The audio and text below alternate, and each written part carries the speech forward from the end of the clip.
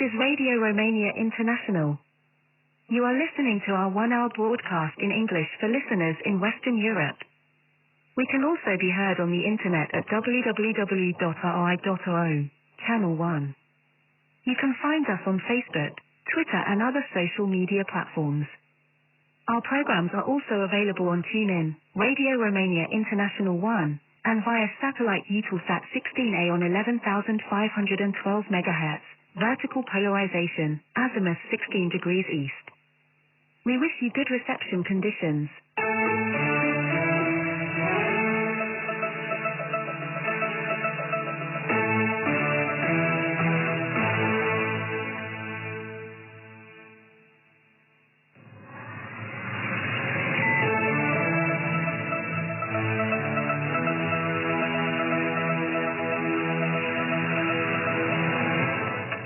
Welcome, I'm Rukmana Sinan with the news. First, the top stories.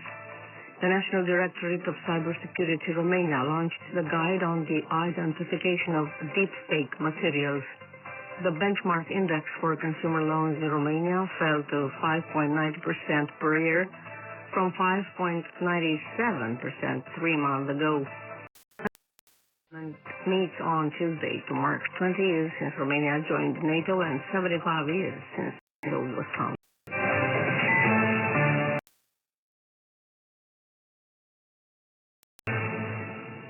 The National Directorate of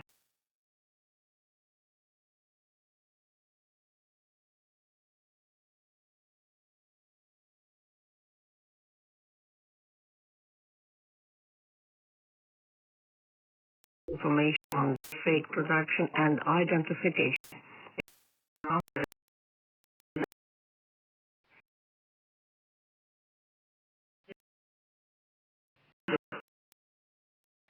Fake using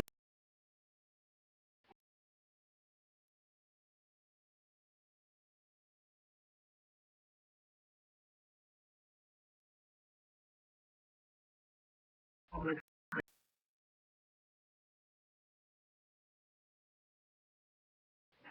RCC dropped to 5.90% per year from 5.97% 3 months ago, the National Bank announced.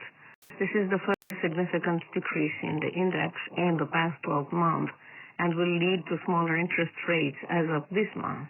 In June, the index is expected to decrease further to 5.84%. The downward trend has for mortgage loans for nearly 500,000 Romanians. Meanwhile, the 3-month ROBOR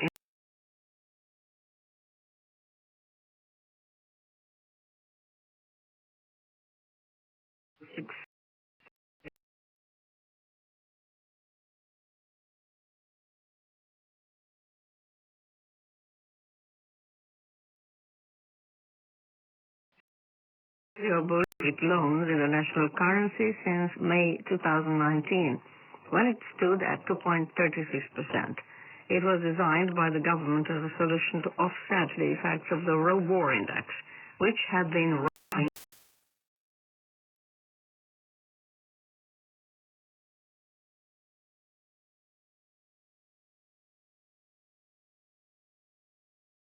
since the establishment of NATO. Parliament will adopt a declaration on this occasion. Also this week, the Chamber of Deputies is scheduled to give its final vote on a government bill introducing penalties for breaches of the EU regulation on the use of fluorinated greenhouse gases in appliances such as refrigerators,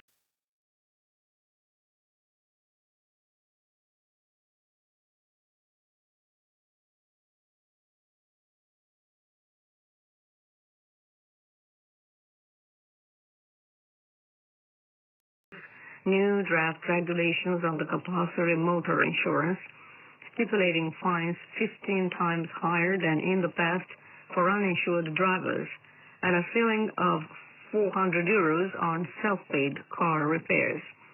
Also, this week the Senate is to discuss the merger of local elections with European Parliament elections scheduled for June 9th.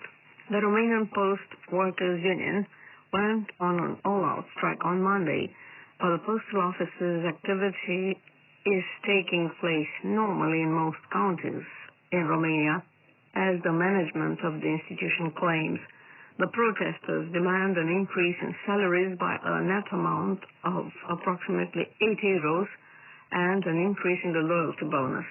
They draw attention to the fact that the pay of 90% of the employees will be, as of this summer, at the level of the minimum wage. According to the authorities, it will increase to approximately 740 euros from July 1st.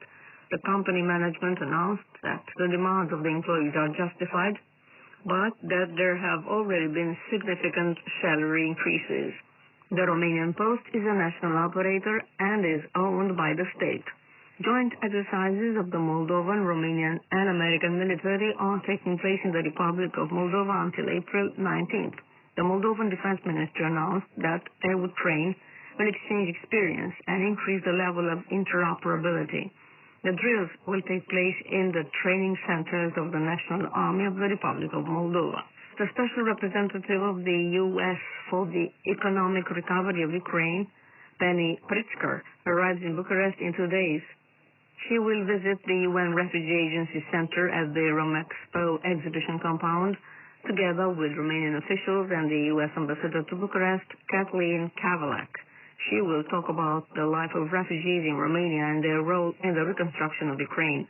At the same time, Penny Pritzker will meet with members of the Romanian government and private sector leaders to discuss regional cooperation, including emergency energy assistance for Ukraine and long-term benefits of infrastructure investments.